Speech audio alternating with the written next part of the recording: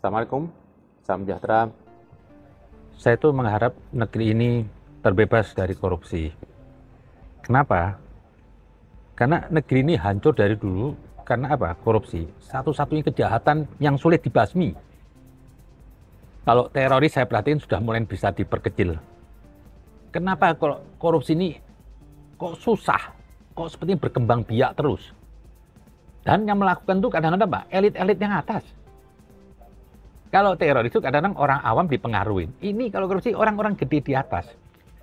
Cuma ada berita tadi saya baca di TV, judulnya pimpinan KPK minta maaf terkait penetapan Kabasarnas Matsya Hendy Afiandi sebagai tersangka dugaan suap proyek di Basarnas. KPK mengatakan ada kehilafan. Saya cuma ingin tahu aja lah, hukum negara ini bagaimana, aturan hukumnya gimana. Ini pertanyaan aja saya sebagai rakyat. Cuma saya lihat kok ada keanehan itu aja. Tidak ada bermaksud untuk menghinakan TNI, gila. Bagi saya itu cuma tiap hari berdoa bagaimana TNI kuat, solid. Karena TNI lah yang nanti anak cucu kita ini ke depan bisa hidup tentram, aman, dan negeri ini apa? Solid NKRI. Kalau TNI yang sudah rapuh, bahaya ini. Jadi itu yang saya doakan bagaimana TNI harus terjaga, kuat, tidak terkena isu apapun. Saya cuma ingin bertanya, kalau emang itu seorang korupsi, kenapa harus meminta maaf KPK?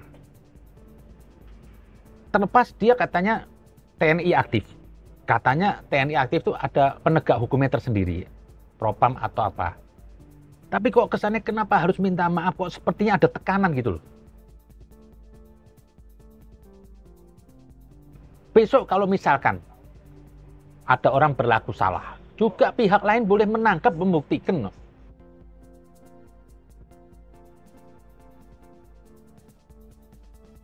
Perlu ada kerjasama. Tapi kalau gini seperti ada minta maaf, yang dipintain maaf ini orang yang bersalah. Cuma karena katanya prosedur aja itu harusnya di propam atau di militer. Ya, serahkan aja. Jadi saya tuh ada bingung, saya ingin bertanya aja.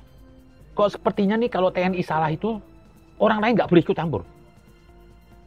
Besok maaf, kalau ada TNI mencuri di rumah saya nggak boleh tangkap. Yang lainnya boleh. Ini kok ada apa ya, perbedaan-perbedaan tuh.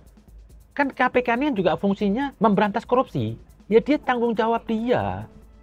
Bukan ada niat ingin menghinakan atau ini. Masalah nanti harusnya TNI itu bekerja sama.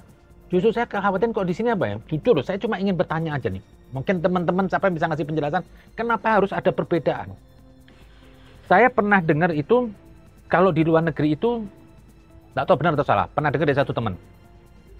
Tidak dibenarkan seorang berbaju militer apapun, bermiliter, menggunakan pakaian militer di luar kantornya. Kalau andaikan dia di areal kantornya dia bertindak salah, itu yang menghukumi pihak militernya. Tapi begitu dia keluar, dia itu sipil. Tidak boleh diperlakukan sebagai militer. Kalau sini kan ada, kemarin contoh kita tentara militer, yang nendang motor orang tuh, duer, baju militer.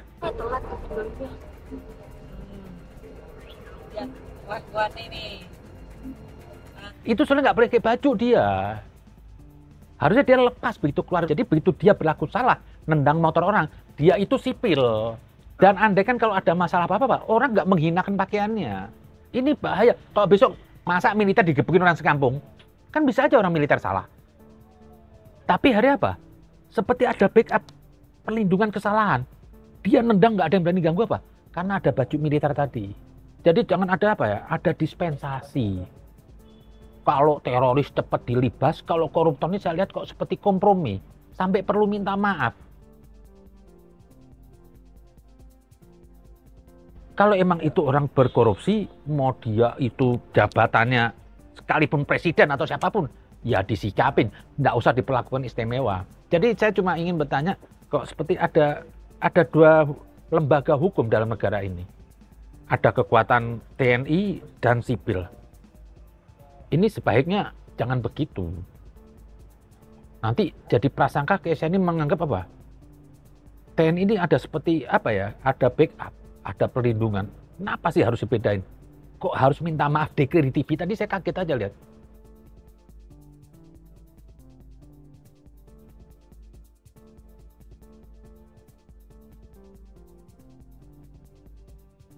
Tidak ada orang suci lah.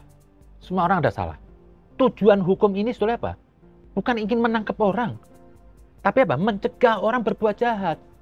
Lah, sekarang malah KPK sudah nangkep suruh minta maaf, hanya katanya loh. Ini yang ditangkap Ketua Basarnas masih TNI aktif. Lah, kan dia sudah di sipil. Sudah kerja di sipil. Apa terus masih dilihat aktifnya? Ya besok repot juga dong.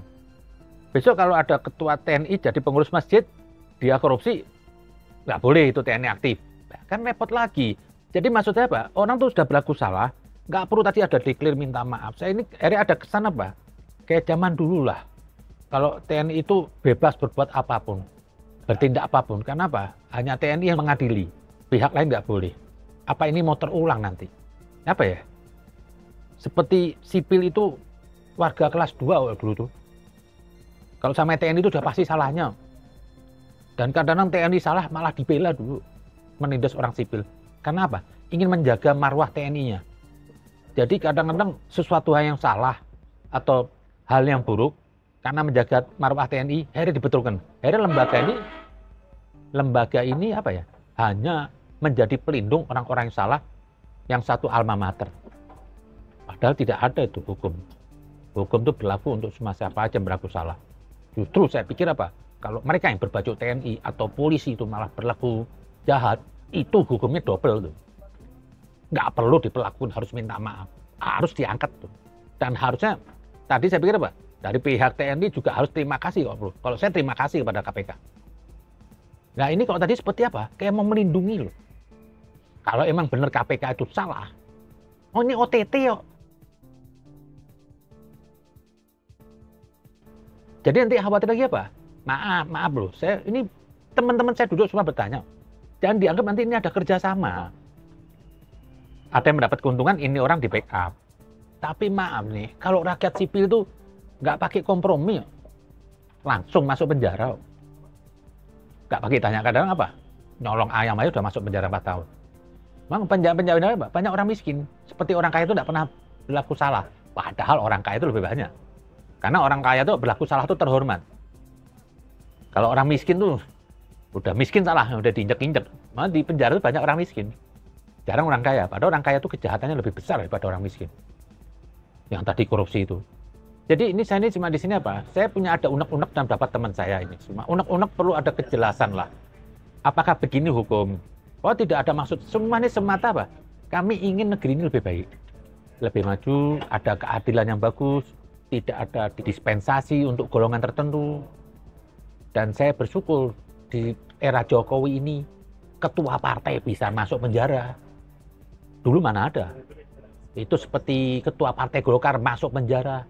Kemarin ketua partai Golkar lagi dipanggil di kejaksaan tersangka. Itu partai koalisi loh. Belum lagi dulu menteri sosial dari PDI, dari partai PDI di era Jokowi masuk penjara korupsi. Ini saya sudah senang melihat di era Jokowi ini. Tidak ada apa ya, bemper atau pelindung siapapun yang korupsi, sekalipun itu dari partainya Jokowi atau ketua partai yang belum pernah terjadi di era sebelumnya. Mana ada dulu era sebelumnya ketua partai masuk penjara? Cuma Jokowi aja. Partai gede loh ini, Golkar semuanya, yang membela. Pernah sampai orang Malaysia ngomong, itu hebat Indonesia. Berani memberantas korupsi. Ketua partai aja masih bisa masuk penjara. Partai yang koalisi. Lah, ini jangan dicederai oleh tadi berita TV itu saya melihat tontonannya nggak bijaksana lah. Harus ngomong ilaf minta maaf. Karena prosedur yang harus ingat. Ini yang mau kita bela bukan orang baik. Sekalipun aktif bukan orang baik. Jadi nggak perlu dideklir tadi. Itu aja saya sangat menghormatin TNI. Saya pengen TNI itu terus di mata masyarakat ini rakyat apa? Sebagai lembaga atau ormas apapun kelompok yang paling dibutuhkan di negeri ini. Tanpanya negeri ini hancur. Jadi TNI itu lembaga yang vital lah. Kalau manusia itu jantungnya. Juga bempernya lah. Untuk menjaga dari lawan. Jadi jangan sampai ada pembicaraan sumbang di belakang. Oh karena mentang-mentang TNI sampai KPK minta maaf. Sampai diperlakukan terhormat karena dia korupsi. Saya masih belum nuduh korupsi atau enggak. Saya nggak tahu siapapun di situ. Yang penting mari kita sama-sama. Kalau negeri kita mau lebih baik, hukum ini harus ditetapkan. Tidak ada negara manapun sukses kalau hukumnya enggak. Seperti Singapura itu otoriter hukumnya. Karena manusia harus taat pada hukum. Lihat aja di Singapura. Orang Singapura nggak berani ngerokok di Singapura. Tapi begitu masuk Indonesia ngerokok sembarangan di jalan dibuang. Karena hukum di sini nggak berlaku. Dan hukum itu perlu, orang tuh harus dijaga. Karena kodrat manusia itu ingin melanggar kalau ada peluang. Makanya ada Tuhan marah itu bukan Tuhan terus ngambek, enggak. Itu hanya mengwarning manusia supaya hidup lebih baik, lebih tentram. Semoga makin jaya TNI, polisi, negeri ini makin maju. Kita tegakkan hukum di atas segalanya, keadilan di atas segalanya. Tidak ada diskriminasi apapun. Terima kasih.